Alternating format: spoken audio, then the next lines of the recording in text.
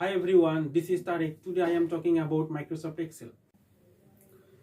As you can see in this screen, today's tutorial is about present value interest factor. Now I can showing you how to calculate PVIF, that means present value interest factor in Microsoft Excel. At first we need to calculate present value, that means PV, and enter the formula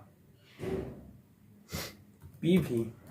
Start the bracket, we entered first rate, then number of period, then future value. We entered future value after you minus because it is cash outflow, and then entered 0 because it end of the period.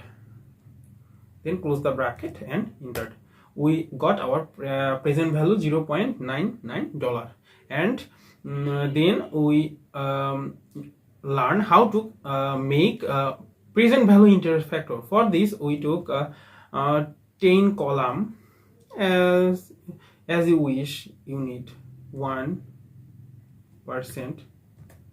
2%, and then drag them 10, 11, 12 as you wish. I drag it 10 and then serial 1, 2, and then select them and drag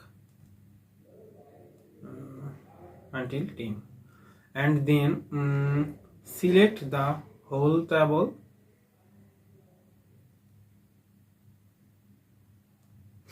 then press the data button and what if analyze data table, and row input select percentage, then column input select period, and then press OK.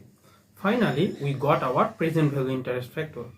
That is very easy way to calculate present value interest factor. So that's all for today. Thank you.